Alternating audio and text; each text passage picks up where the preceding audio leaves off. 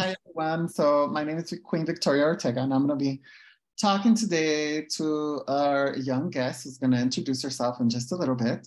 Here on behalf of TransLatin Coalition, and the website for TransLatin Coalition is translatincoalition.org. And I'm doing a series of interviews around COVID-19.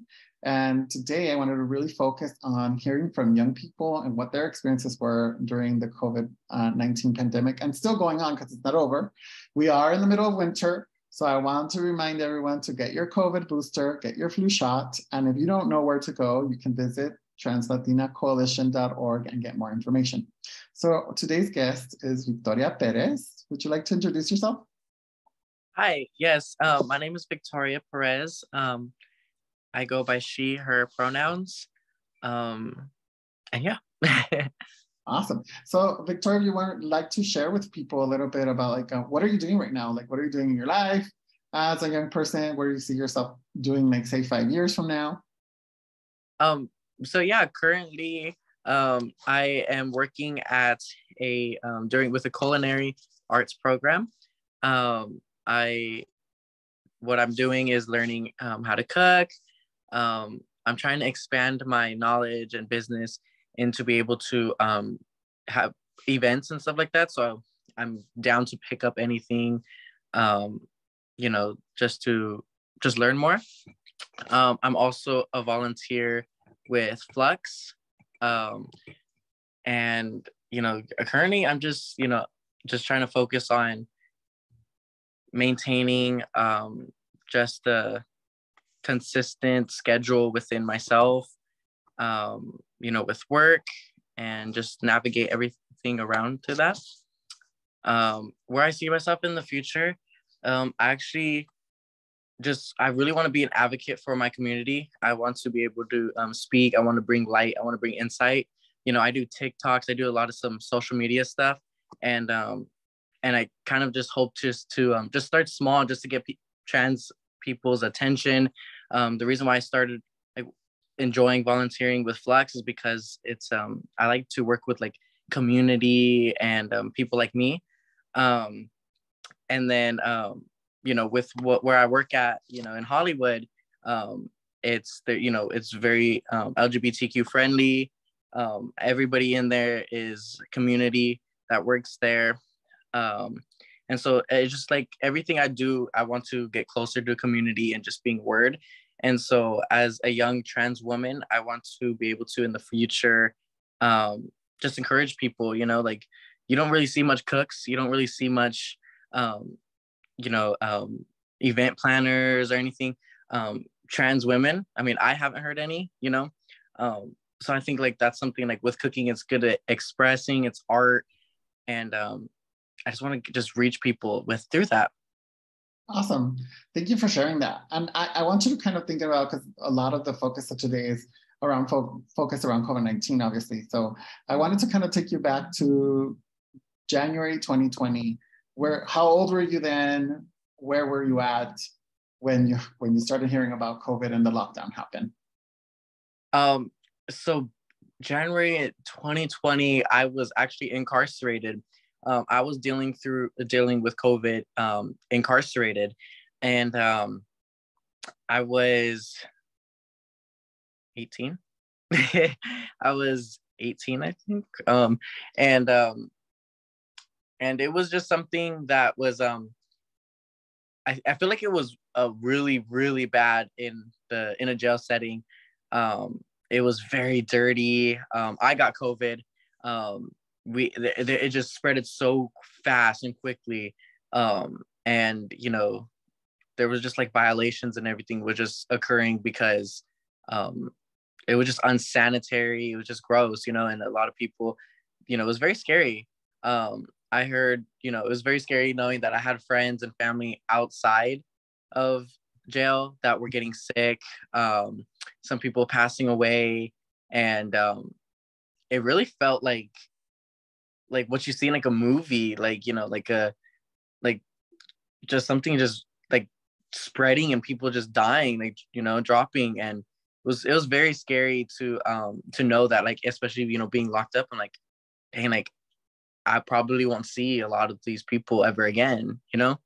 And it was very sad. But yeah, that's how it was. So you were incarcerated when it started in 2020, and so you're saying what it felt like seeing it from the inside out. What was it like inside? So you said that it was dirty. There was not a lot of, and you got COVID inside. Yeah, I ended up getting COVID because the only for us to get it was through like staffs, nurses, outside coming in, and basically, you know, we were put on lockdown all the time. Different units, we weren't allowed to go to school. We weren't allowed to, you know, because I was doing college at the time. They had to pause our college. You know, teachers couldn't even come in. You know, sometimes I wouldn't even get my medication because they were either short staffed. There was you know, some staff didn't even want to come into the units, the, you know, different yards and stuff like that, because it was just so much, you know, it was so much people that were sick and all that. In the beginning, I went to their jail hospital, and then within a week, my whole unit had got it.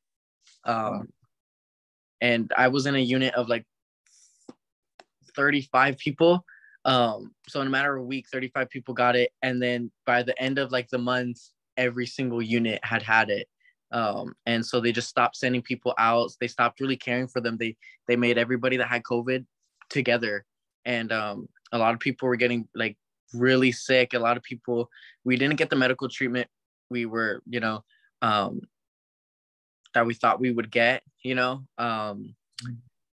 We were just kind of like pushed away, and it was very scary. For me personally, like I knew a lot of people that got it, but it didn't, like, when I was like, being in jail is lonely. So like when you're being and confined because you're sick, and like it started messing with my head a little bit, you know, starting like, what do you think that could have been done that would have been better? Like for those that are, for example, incarcerated now and might be going through something, so you know, COVID is not over. It's still happening. It's not as bad as it was. And this is really the first time we're seeing countries and organizations and institutions and cities and counties being more open. Like what do you think they could have done better in those situations? I think they were still allowing security staff, nurses, guards come in without being tested, without being, because that's where we could have got it, you know, teachers. So that was like a big problem. You know, they didn't really keep up to date, like check, you know, they didn't really check with, they didn't really start looking into it until after the fact, after everybody was getting it. And I think with this problem is like, really, you know, masks were not being enforced, you know, and I think like that should have been like, mask and sanitizing should have been like a main priority, like knowing this is going on, you know. Everybody didn't really care until it was happening. So I think like, you know, waiting was the worst thing ever, you know. That's the worst thing you could do, is just wait until after to do something, because then it's too late, you know. So then you got out. Because Mm-hmm. obviously you're here, you're doing your culinary arts course. Congratulations. And thank you for investing in yourself as a young trans person. Because now you're what, 20? Yeah, I'm 20. Awesome. So thank you for continuing to invest in yourself. And like, as a young trans person who's like, you're basically coming of age at a time when there's a global pandemic. You're coming out from jail and you're like, now I'm out. What do I do? What was it like? When did that happen, by the way? I got out 7 months ago, and it was just very different. I feel like I was so, like, excited to come out, and I did have some support, and I didn't get to see them because everybody was scared to leave and stuff like that. there was still some places closed down and everything. And I was just like, I don't know, it was just very distant. Like, it was just kind of like, in my mind, I imagined getting out, and I was like, you know, without COVID, I imagined it just being just like fun, getting to see family, getting to see friends, getting to all this. But then, like, it was like another wave that kind of hit me. I was like, dang, like, this is still going on, where, I haven't seen my godmother really. I've seen her one time since I've been out, because she's older. She takes care of her dad, who's really old, and they're afraid to get it, And so there was just a lot of distance. There was just a lot of, I don't know, like, schooling. I tried getting to school and all that. I was starting back up school, but it just felt different. It didn't feel like a good, like a school environment. I had maybe like 6 people in my class, and everyone was like separated. So, and I'm like, I didn't really pay attention too much, I didn't really think of it to be like this, Yeah. So when you say schooling, is the school that you're at now, the culinary art school? I was actually academic. I'm almost done with my associates in psychology. And so I have a few classes, I want to do, that I need to take. And I just ended up like, not just, I don't know, I just kind of like dropped it, Mm-hmm. It was just a different environment. It was different. It just wasn't suiting me, like working out right now, I couldn't get like the help I need within school, because they were very limited. I needed like tutoring. I needed stuff because I was taking math and stuff like that. So there wasn't that much support out there. And I was like, yeah, I'm probably going to wait like later on, One of the things that was seen in COVID-19, especially for young people and learning methods and how people were learning either from Zoom, not like interacting with classmates, not having the same, for example, group project dynamics. Like a lot of people have said that, it really impacted the way that they viewed schooling. And like you mentioned, like some of the resources, whether it's in financial aid, navigating financial aid, or navigating, any of the systems, or getting tutoring, were challenges. So thank you for sharing that. I think that people take for granted that young people that are coming of age in this time of COVID and this global pandemic really have additional obstacles. So what kept you going? Because you continued on and went into culinary arts. Like, what kept you going, and why culinary arts? To be honest, one of my roommates was finished a program, and it was community. Well, let me start with like the what kept me going question. What kept me really going was that, I wanted to do better for myself, I needed to, I wasn't gonna let COVID like kind of like bring me down, like through all this stuff. I know like what I was doing, taking my boosters, wearing masks at a workplace, like sanitizing, like I felt good, and comfortable to like go to work. And so what really kept me going was just like my self-motivation, my determination, to just get out there and do what needs to be done for myself, I chose culinary arts because, like, I don't know, it was just a way of like expressing. It was something different, it was community based, it felt really good, just to be around community and work with that. That's amazing. Thank you so much for sharing that, because I think that sometimes we don't get to hear how young people deal with struggle, right? And to hear that you had the wherewithal to be able to do that. Now that you're doing culinary arts, what do you like about it? What do you don't like about it? And, yeah. I really love being able to, I've learned so much. And actually, recently, I did the like the dessert table and stuff like that, for Flux. And I think that was like the most warming thing I've done since I've been out of jail, since I've been in a long time, you know, just to be able to share, like, you know, in the beginning, like people were eating my food, and then when they realized, like when it was told that, you know, I cooked it, a trans individual, young trans individual made this, everybody was like, oh my God, really? And just seeing like that, like what, like, you know, like just, I don't know, I feel like food and, you know, snacks and like what we consume really says a lot about like inside, you know, and it's just something warming that, like, not only a physical, like, you know, like a physical touch can't do, you know. And I feel like, you know, I just, you know, it's community based, and I was like, you know, like it was really cool. That was the best thing I've done so far with that. What I don't like about it is just kind of like there's like a lot of recipes and a lot of stuff that, you know, there's a lot of little things, you know, sanitations, like when you like shelf stuff, there's a certain order, like you don't put like chicken like on the top, you know, like there's like just different things like I'd never even thought about before. Like I'm like, oh crap, like I'm sorry. I was like, oh dang, I am probably probably contaminating a lot of my food at home and stuff like that, you know. But just having to remember all that was kind of like, it's kind of difficult.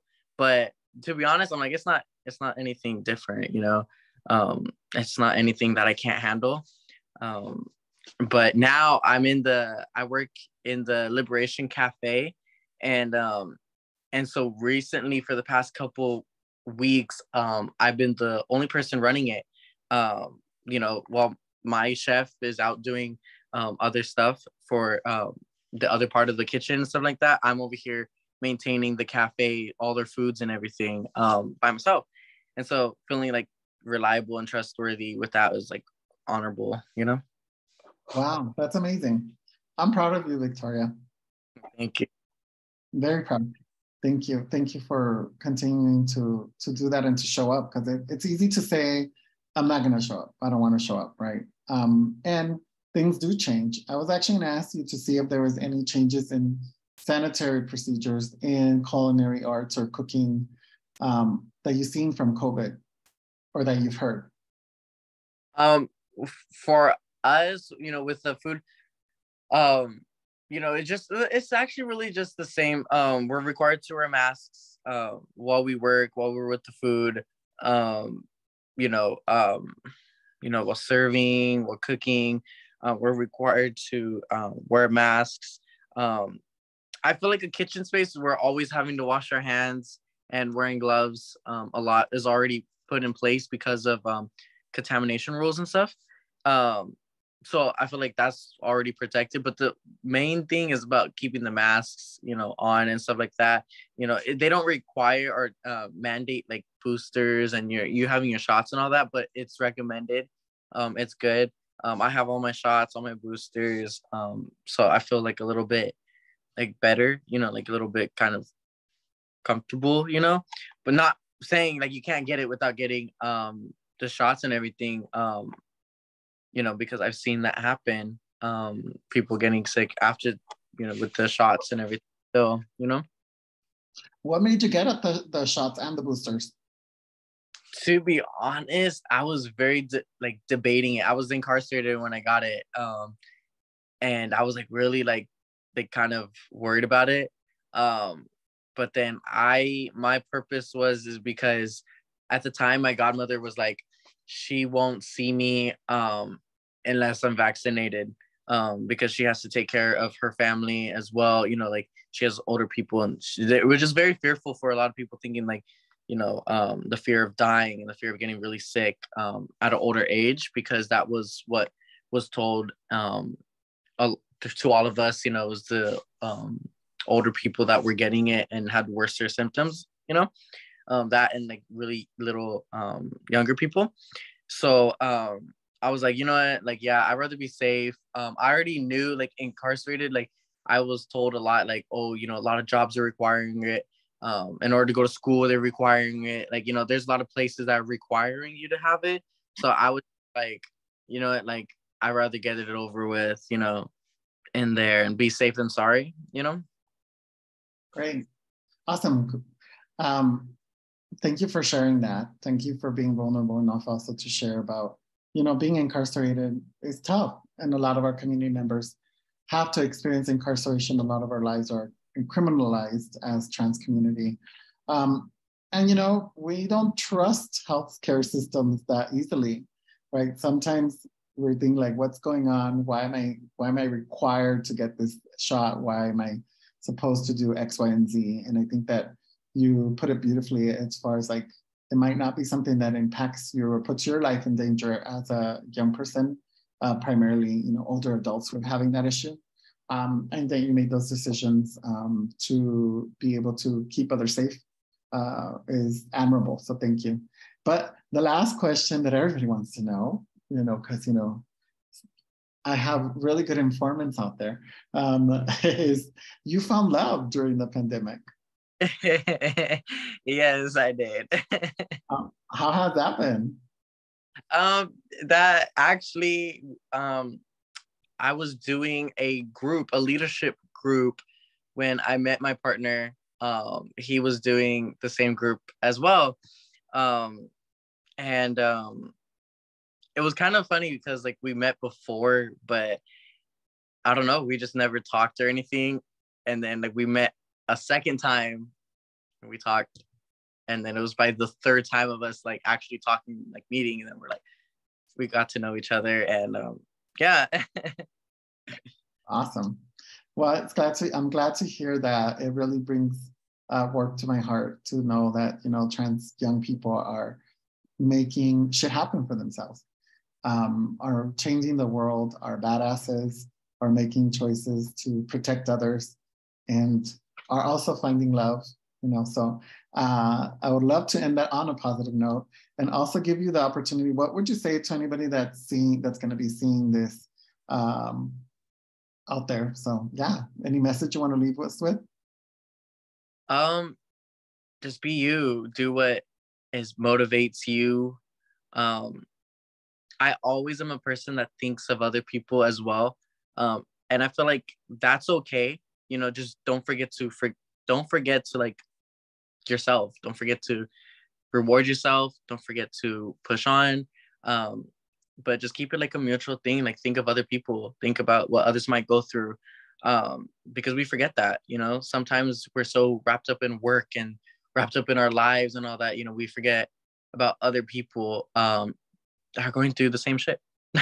So, basically, just be kind to yourself and be kind to others, and in regards of COVID, I think it's still very important to keep yourself healthy.